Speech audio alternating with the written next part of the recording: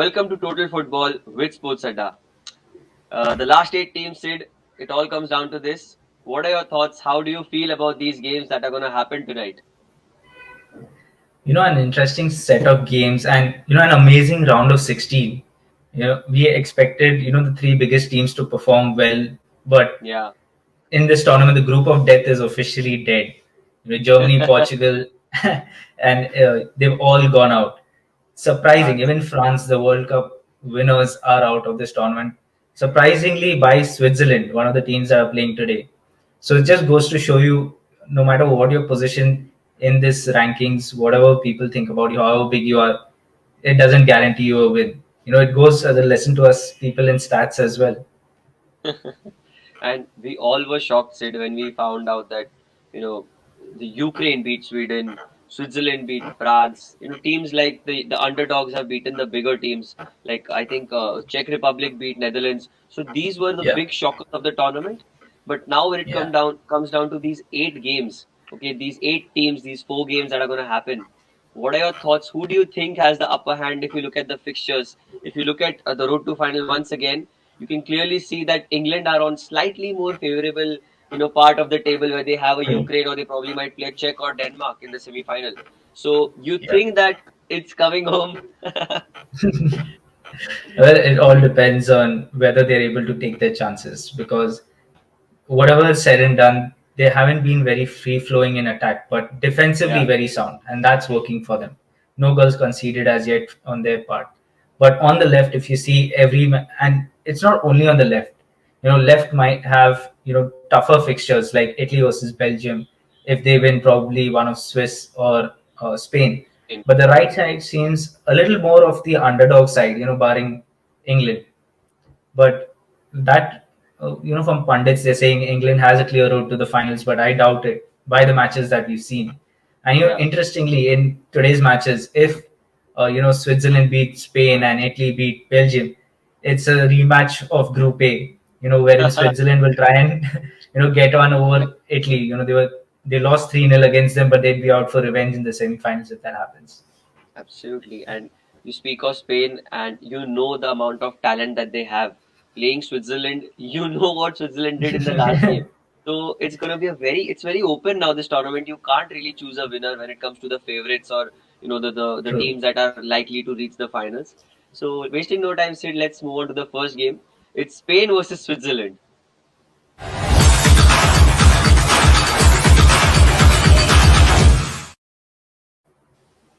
So Sid, Switzerland versus Spain, one of the most underrated sides in world football at the moment must be Switzerland. With the amount of talent that they have, the players, we know everyone now, everyone's made a name for themselves. But you look at the Spanish side, it's a lot of experience and talent and youth combined in a very, Yeah. very good Yeah. bunch of lads. So what are your thoughts on the playing 11 of the Spanish side first, if I come to the Spanish side? What do you think they have found the right balance to go all the way now? Absolutely. With their captain Busquets coming into the picture, it Yeah. gives a little more freedom to both Koke and young Pedri. Pedri, an 18-year-old, extremely young, he needed that little bit of experience to guide him. And, playing day in, day out with Busquets in the Barcelona team has, given him the confidence because he knows he has more freedom. Unfortunately, in the last game, he did score an own goal of no fault of his. But, Busquets pushed him, got him the confidence. And, the Spain team is amazing. The first game, they blanked a 0-0 draw with Sweden, Yeah. surprisingly. The second was a 1-1 draw with Poland. But once Busquets came in, they scored 10 goals in 2 games. More Yes, than they combined what they've done in most campaigns already. that's But true. the Spain side, as you said, has a good mix of youth and experience, and that is what I think can take them ahead in the tournament. A well balanced side. Absolutely. And you spoke of the 10 goals, Sid. The interesting stat is that in the history of Euros, it's never happened that any team has scored 5 goals back to back in 2 games. So that's a record True. in itself. And doing one of it, replicating it in one of the, pre-quarters or the round of 16, if I may say, is really Yeah. commendable. So now moving on to Switzerland, Sid. Seferovic has really, made a name for himself in this tournament. He's played really well.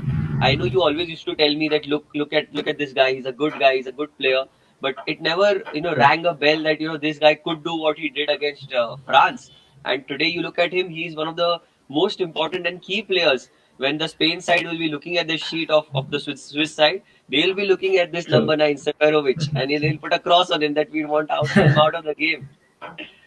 Absolutely. Because while they are good in attack, Spain have scored 10 goals. They are Yeah, also defensively lacking a bit. yeah, Even if you check Aymeric Laporte, who they got in, he was a French national citizen. He's been naturalized as Spanish, playing for them. He did bring a lot of experience at the back from a club perspective, but from the national perspective, they're a bit lacking in the defensive side. They are shipping in goals. So, correct. and we also know, as you rightly mentioned, Seferovic, he has that attacking potential. He can run in between defenders, run at their backs, play on the shoulders of the defenders. So he will be a consistent threat to this side. And Busquets will be tasked with trying to shield the defense, but their centre back pairing, whoever it is, be it Garcia, Pau Torres, Laporte, whoever it is, need to be aware. And also, from a tactical standpoint, do they move to a back three? Will they Yeah. continue with the back four? It will be a very interesting setup for the Spanish side. Yeah, and you speak of the Swiss setup as well. They've got Seferovic on the left, but they have got Embolo as well. Embolo, we've seen in True. the first game against Wales, he was literally dribbling past the centre backs of Wales, and he had, Yeah. kind of grown in confidence after that first game, but then it fizzled out. But you cannot keep him out of the game because he's physically really strong, as we know, and he's good in the air as well. And we know Yeah. he's very quick. So Laporte and Pau Torres or whoever plays with him, Eric Garcia will be on the radar, and they will have him on the radar, and they'll make sure that this guy doesn't go past us, dribble past us anyway. True. But the Swiss have an interesting setup. So they have a front three of Shaqiri, Embolo, and Seferovic. So they, keep shifting tactics. Sometimes Shift. Seferovic and Embolo will switch. Okay, so the left wing becomes an attacker, and they also have the ability. Seferovic and Embolo become a front two with Shaqiri dropping back as a cam. So a very interesting fluidity in their setup, depending on how the game is set up, whether they need to attack it or whether they need to sit back a bit more. They're able to change their tactics. If there's probably Aspilicueta or Jordi Alba go on a yellow card, or whoever is on left back or right back at that time, if they need Right. to put pressure, they'll probably concentrate a bit there to try and get that person to be a bit more cautious, step back. If the centre backs are on a yellow, try attacking more, because if there's a second yellow, it changes the dynamics of the game. Yeah, yeah, yeah, obviously. So they'll try and exploit those vulnerabilities, and also use their flexibility to attack the Spanish backline. You rightly pointed out the red card or any such incident will really change the game completely, as we saw in the Netherlands and Czech Republic game. One red card and they conceded Yeah. 2 goals and they lost the game. But now speaking of you saw talking about this switching play and interchanging positions. Is it just to break that monotony that they have, that this guy is just stagnant over here, and if you switch places, the defenders also need to keep an eye as to who needs to mark whom. So that could be another reason for them to Correct. switch the play and just to break that monotony of sorts what they have. But similarly, Sid, you speak of the Spanish side. They've got Ferran Torres, and he's in brilliant form. He's been playing really well from the last couple of months, even for Manchester City in the club level. He's been performing well, and now coming into this tournament, he has been a key player for the Spanish side. He is definitely the player to watch out for when it comes to the Spanish side. What are your thoughts, Sid? Do you think that he will be overly attacking today, or will the nerves take better of him? Because in the last game around, they played Croatia, and he was really pinned to one corner in the first half, for sure. Absolutely, but that's just pure tactics. Also, Yeah, if you're asked to sit back, attack a little more, we'll see how they are set up. We know Morata is going to lead the line. yeah, Ferran Torres, is irreplaceable in the Spanish side.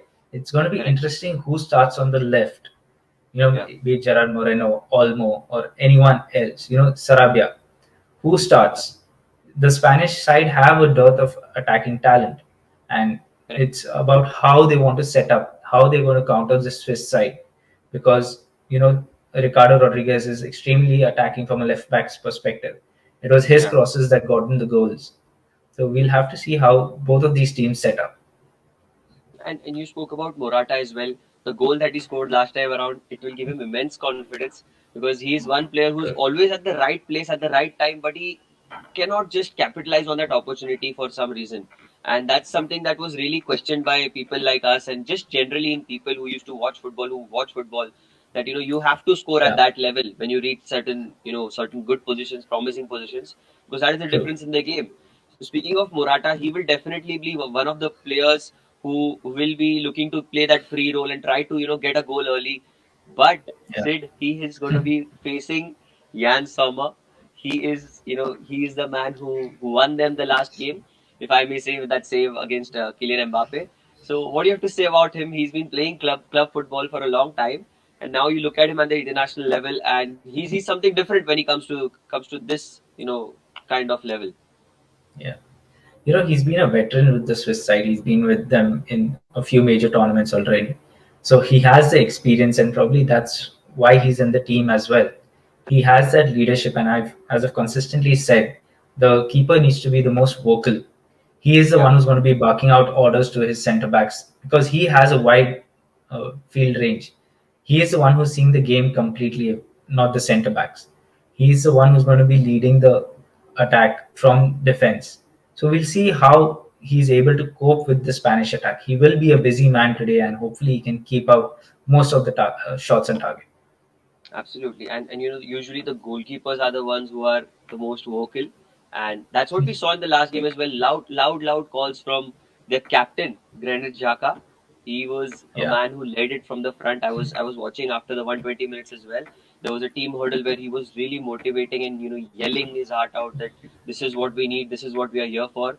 And I'm really happy to see a Swiss side come to the quarterfinals. Now it's the real test, the test of character. Skill is being tested earlier, but the character will be tested here. Playing a Spanish side which has scored 10 goals in last two games. So definitely a game to game for all the ages. Now, Sid, finally, just want to know your prediction for this game. Do you think Spain has got it home, or could be another upset? Yeah, it will be how the Swiss side set up because Yeah, we know their manager is extremely adept. yeah, Okay, if you look at their head to head, there isn't much differentiating them in uh, major tournaments. This is actually the first time that they're meeting, professionally on a major yeah, tournament. But overall, if you see, Spain has an extreme domination over the Swiss side. But correct, if you look at major tournaments in the World Cup specifically, it is two versus one. So correct, there is a slight edge if you see for the Spanish side. But when you look at major tournaments, it is almost neck and neck. There's always going to be a result over here. correct. So let's see how it goes. But I do expect the Spanish side, with their attacking capabilities and balance, to come out winners 3-1 over the Swiss. 3-1 because of these Euros that have happened. It has been some of them have been goal fests. So we wouldn't Yeah, take back and say that it's going to be a 1-0 win. It has to be 3-1, a big victory yeah. for Spain. So interesting. Now, Sid, moving on to the second game. It is one of the best games that we could ever ask for. It's Italy versus Belgium.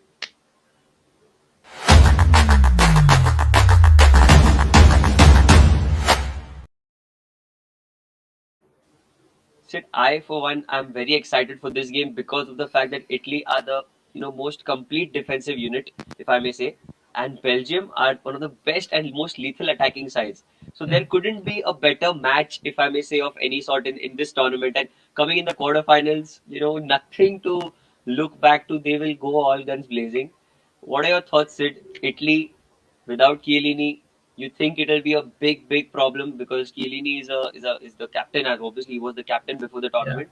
But now in his absence, you think that Italians have got what it takes still to come out victorious? Firstly, this game, in my opinion, is a finals. Like this was a Yes, game worthy of a final of this tournament. absolutely. It should have been a final if given the choice. Two extremely potent teams. Italy extremely sound in defense and attack. The Belgians an extremely attacking force. Now, if I actually look, you rightly mentioned Chiellini, an extremely important and integral part of the defense.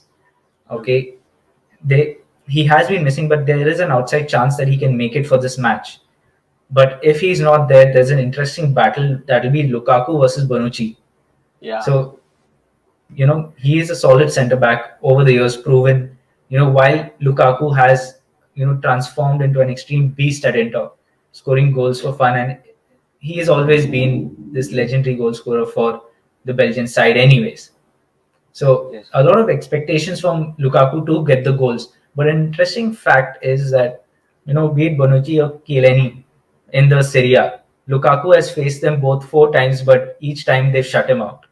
So he hasn't been Oh, able to get past them. So that is why this will be an interesting battle. And and if this partnership is complete, yeah, it will be a difficult task for Lukaku. as you just rightly pointed out, that these two have made sure that Lukaku hasn't scored yet. Chiellini also says something like, "I don't know my wife that well as as much as I know Bonucci." So yes, he has all the faith and trust in Bonucci because they've been playing for years. But yeah, you're right. Chiellini is missing Chiellini is a big setback here. Although yes, Lukaku is a player to watch out for, and everything is in favor. But here Chiellini will be surely missed because Italians are more of a defensive side, and their compactness, now that they've reached 31 games unbeaten, that's a big Yeah, record. They've broken the record of the the national record that stood. It was broken in the last game, if I'm not wrong, and 2-1 yeah, win. Finally, someone scored against Italy. We were waiting since so long that who's going to score. It's been 11 games now. So yeah. yeah, Chiellini being missed, 31 games unbeaten, and here are the Belgian side with these likes of the KDBs and Lukaku's. What are your thoughts, Sid? Do you think that the Belgians' attack is better than the Italy's defense here in today's game? It will be a big task for the Belgians to attack this strong defensive wall. But there was another record that was interestingly set by the Italians. It was the longest streak without conceding a goal. They went Yeah. 1,144 minutes, if I'm not wrong, or Wow. 1,044 minutes without conceding a goal. And unfortunately, the Austrians got the record under their belt over there of breaking through that defense. Yes. But 120 minutes, tired legs, that could have contributed. But today is going to be extremely difficult for these Belgians. And if I look at Chiellini, as you said, a big miss for the Italian team. There are going to be two big misses from the Belgian side as well. Not confirmed, but Hazard with the hamstring injury in the last match. So he is a doubt for the tournament as a whole. But Wow. he's come out and said that maybe I might miss this match, but I'll be back for the semis. He seems Okay. optimistic, but you know the kind of player he is. He's a world beater. Yeah. It's not just any player that you play 100 million for, and Real Madrid paid those 100 million for a brilliant player. Yes. So we all know the worth of Hazard, not in this match, but any match. He is an important player. Get past, get those goals. So he is an important player for Belgium. And the other player who might be a miss is Kevin De Bruyne. He came What? off around Uh, just after halftime. yeah. You're right. It will be a big miss for me myself as well because I like to watch him play. I really look up to him. He's a brilliant player. But if these two are missing out, then it's head to head then because no Chiellini here. The stalwart here and two more important players missing out for Belgium. It's really a stalemate then, if I may say. But speaking of Lukaku, he is going to have a big game on his hands. Similarly, in the Yeah, midfield as well, if you look at Barella, he has been the workhorse, like you earlier mentioned, for Inter as well. yeah, He's been running box to box. He's a brilliant midfielder, and he'll be facing Axel Witsel, who's had a brilliant game last time around. Although they, yeah, Portugal managed to dominate more of it, but Witsel made sure that he kept his cool when he was on the ball at least, and didn't throw in those yeah. silly tackles or the stupid fouls that you commit outside the penalty area. But he was very good. So you think that this battle of midfield could really make a result for this game because the one who gets the better of the other will ensure that they get a goal from somewhere. Absolutely. Because see, there is one aspect of the game of the Italians that is defense. The Yeah. other is the Belgians, which is attack. But neither team is going to work without a midfield. The Italian midfield with Barella, with Giorgino, whoever partners them, be it Verratti or Locatelli, is Yeah. going to look to contain the Belgian attack from midfield and not let those balls come to the attack. And at the same time, they will look to ping those balls forward to Insigne to attack the ball, or be it Ciro Immobile. So they Correct. need those midfielders to connect defense to attack. It's whoever wins this midfield battle ideally is going to win this match. Yes, you spoke about Insigne, Sid. We were talking Yeah, earlier that how important he is for this Italian side. He is surely the player to watch out for here because he's the one who dictates play when it comes to the attacking third. And you think that his role will be really crucial today because this game is going to be an open game, if I may say, because Italians are going to be taking the. I don't know how it's going to go. I'm just trying to figure it out in my mind that if Italians are taking the attack to them and Belgians are attacking them, the Belgian team, you think that Insigne's role becomes very pivotal because he's the one who will provide those through balls or make that creativity in the game from his part? yeah, it's going to be a very interesting battle because Yeah, they need to, attack. So Insigne is going to have the onus of building up the attacks, and from the left, which we'll have to see whether he switches, comes more inside, tries to attack the ball more, or tries to hug the touchline and put in those crosses. But he yeah, does have a good ability in the attacking third, and we'll see how the game pans out, how he's able to run at the Italian defense. yes. And Sid, as the history stands between these two teams in the major competitions, as far as it's concerned, head-to-head major championships, Italy have won 4 out of 5 games. And just the one draw, Yeah, Belgium have got nothing. But to be honest and to be fair to the Belgians, this is their golden generation. I don't think yeah, probably 15, 20 years ago they had the amount of talent that they have today.